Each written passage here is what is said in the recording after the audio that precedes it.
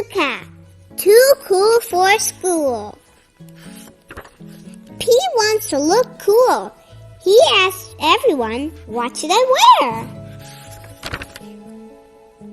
Wear your yellow shirt, his mom says. It is my favorite. So Pete does. Wear your red shirt, Pete's friend Marty says. It is my favorite. So Pete does. Wear your blue shirt, Pete's brother Bob says. It is my favorite. So Pete does.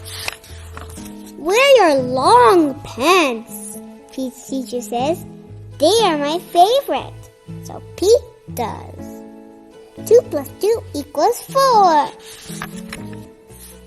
Wear the shorts with the fish, Pete's friend Callie says.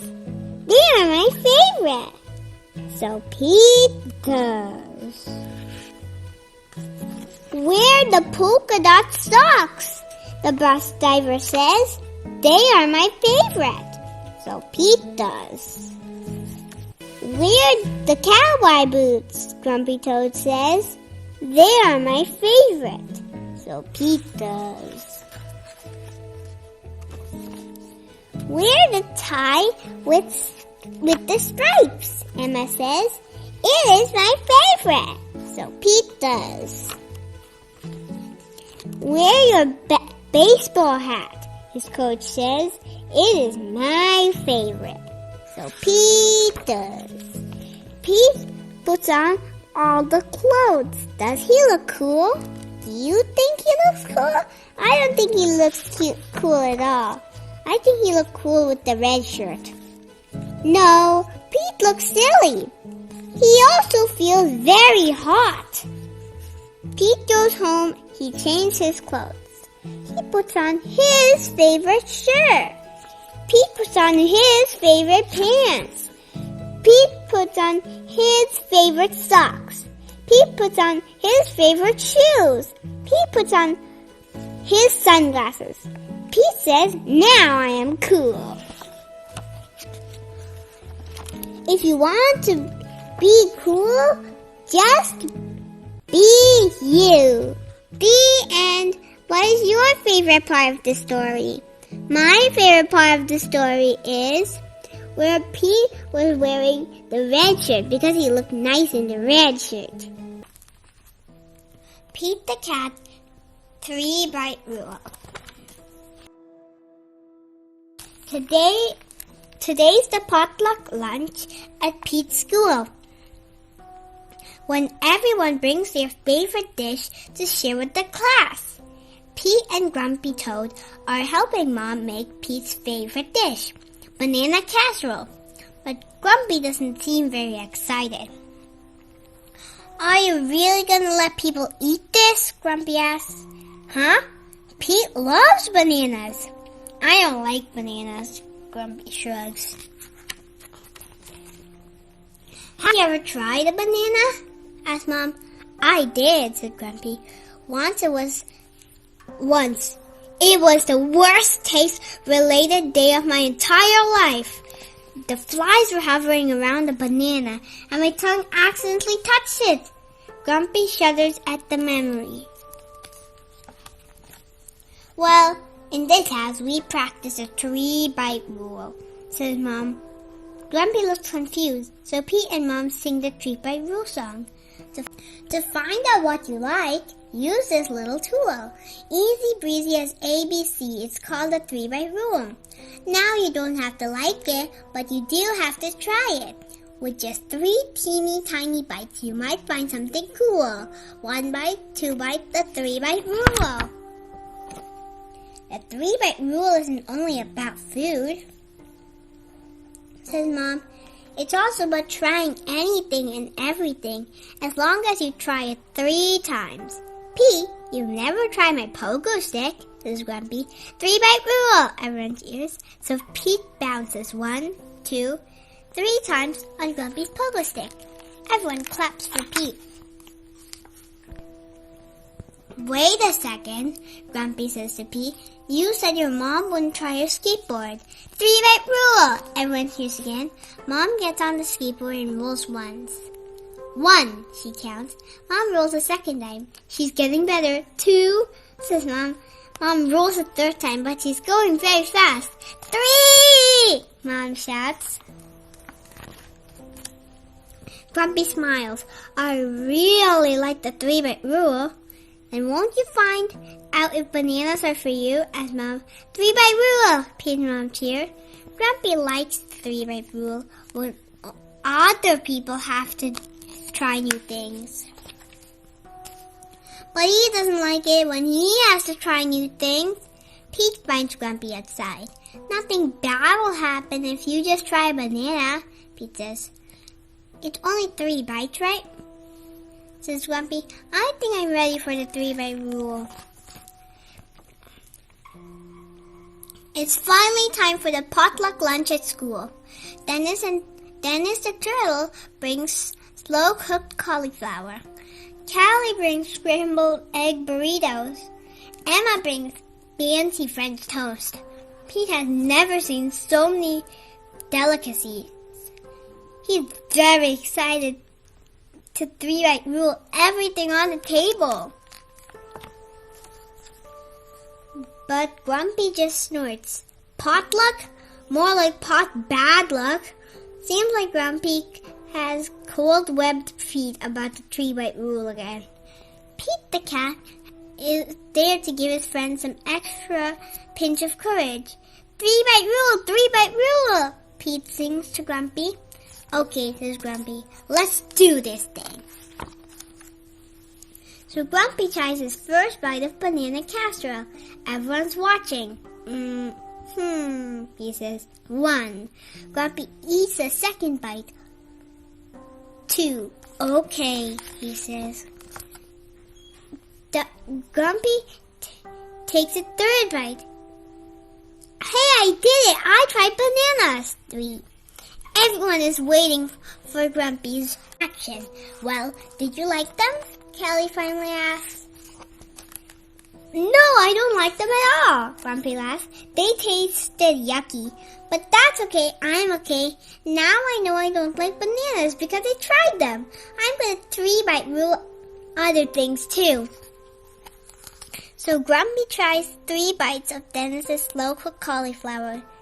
I'm a toad who likes cauliflower, Grumpy shouts. Then Grumpy tries 3 bites of Callie's scrambled egg burritos. Yum, yum, yum, says Grumpy. Then Grumpy tries 3 bites of Emma's fancy French toast. I think I like French toast even more than I like flies, Grumpy says.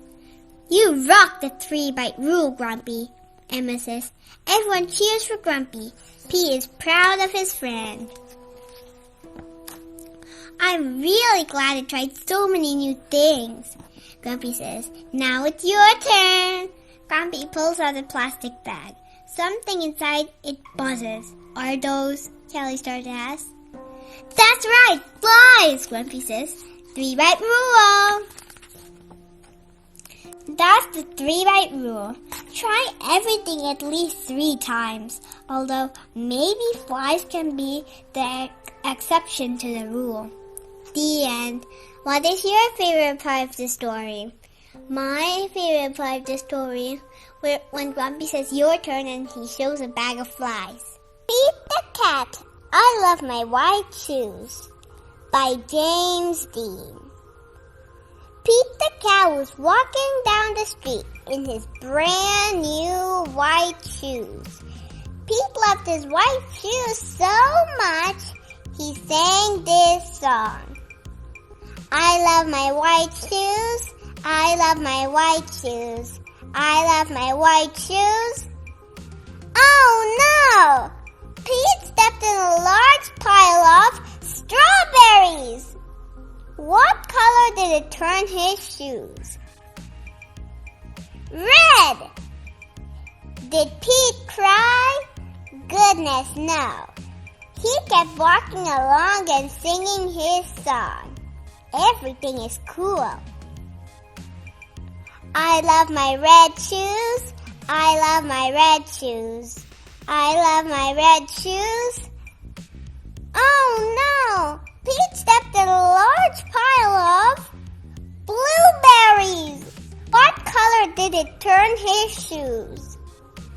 Blue! Did Pete cry? Goodness, no.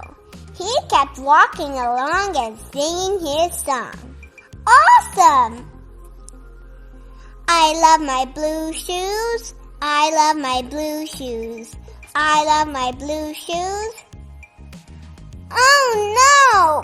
Pete stepped in a large puddle of mud. What color did it turn his shoes?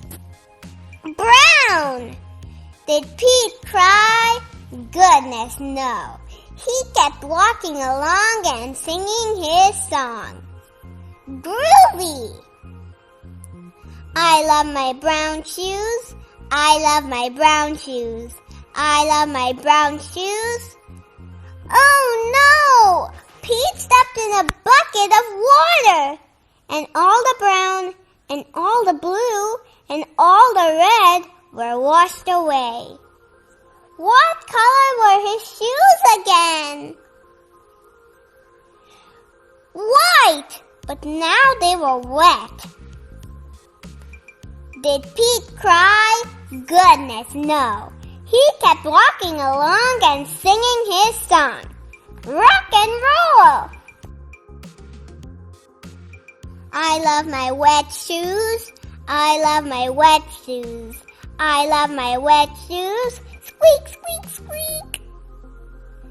The moral of Pete's story is, no matter what you step in, keep walking along and singing your song. Because it's all good. The end. What is your favorite part of the story? My favorite part of the story is where he stepped in a puddle of mud. Didn't he watch where he was going? Pete the Cat and the New Guy by Kimberly and James Dean. It was Sunday and Pete's friends had come to play. They were rocking to a new song when, beep, beep, beep, there was a noise coming down from across the street. Wise Old Owl had a view from his tree. Pete said, "Hey, Owl, what do you see?" Owl said, "All I see are green shoes and a red hat." Pete answered, "Sounds like my kind of cat." Pete could not imagine who this new guy could be. I really hope it's a new friend for me. On Monday, Pete wanted to say hi, but he was feeling kind of shy. So he just rode by and by and by and by, until finally Pete got to meet the new guy. Pete said, "I never met anybody quite like you. You seem like a duck and a beaver too." The new guy said to Pete, "Hi, my name is Gus. Glad to meet you. I'm a platypus." Pete said, "You're not like me, and I am not like you, but I think being different is really very cool." On Tuesday, Pete and Gus took a walk down the street. They came to Squirrel, who was playing in a tree. "Hey, hi guys," said Squirrel. "Climbing is easy. Try and see." Gus gave the tree a try, but the branch was way too high. "I wish I could climb like you, but climbing is something I just can't do." Pete said, "Don't be sad, don't be blue. There's something everyone can do." On Wednesday, Pete and Gus took a walk down the street. They came to Pete's friend Grumpy Toad, who said, "Come play leaf Leapfrog with me. Jumping is easy. Try and see. Gus jumped and leaped, but he couldn't get over Toad or Pete. I wish I could jump like you, but jumping is something I just cannot do. Pete said, "Don't be sad, don't be blue. There is something everyone can do." On Thursday, Pete and Gus took a walk down the street. Soon they saw Octopus, who said, "Come juggle with me. Juggling is easy. Try and see." I wish I could juggle like you, but juggling is something I just can't do. Pete said, "Don't be sad, don't be blue. There is something everyone can do."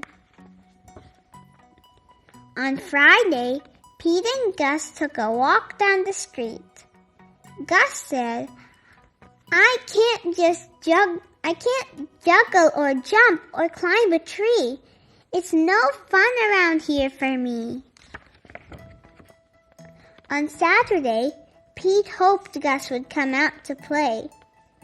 I wish Gus wasn't sad. I wish Gus wasn't blue. I wish there was something we could do. Just then, Pete heard a groovy sound. It was coming from across the street. Gus was rocking to his own beat. Sweet! Pete said, "Check out Gus the Platypus. He found out something cool he can do with us." Tap, thump, thump. Thump, tap, tap, thump. He's not sad. He's not blue. Gus found something that everyone can do. The end. What is your favorite part of the story? My favorite part of the story is when Gus played the drums. Pete the Cat, Scuba Cat by James Dean. Pete the Cat is excited. He's going scuba diving. Pete puts on a mask and fins. He has a tank full of air. He hopes to see lots of fish.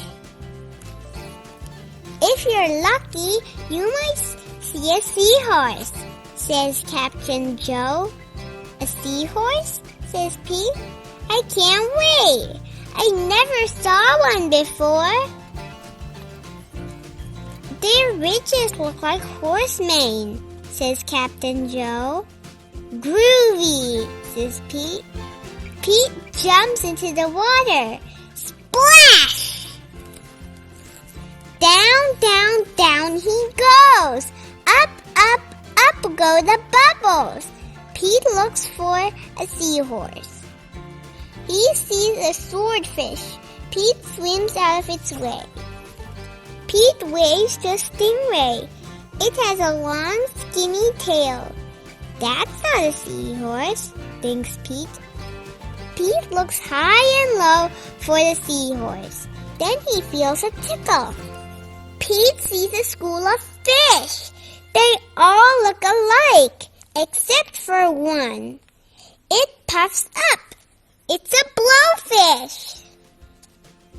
It is not a seahorse. Where could one be? Pete looks in the rocks. What's that? It's an octopus. It has 8 legs. It's not a seahorse. Look, this is a big purple octopus. It has 1, 2, 3, 4, 5, 6, 7, 8. It has 8 legs. Pete feels a tickle. What could it be? Pete turns. He sees a cave. Is the seahorse inside? The seahorse is not inside. It's following him on every page. Is there a seahorse inside?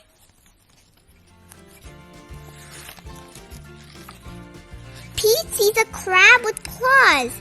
And a seahorse doesn't have claws, Pete thinks. This cave is getting darker. Pete feels a tickle.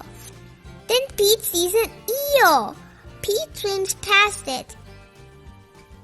It's too long to be a seahorse. Oh no, it's too dark to see. How will Pete get out? Pete sees a jellyfish. It glows in the dark. Pete is almost out of a cave. Out of the cave, he sees an anglefish. It is very colorful. Pete is out of the cave. So why is it so dark? Pete is in a shadow. He's in the shadow of a whale. Yikes! Pete wishes he could jump on the seahorse and ride away. Pete hops on a sea turtle instead. It takes him to the boat. Pete did not see a seahorse. I did not see a seahorse, thinks Pete.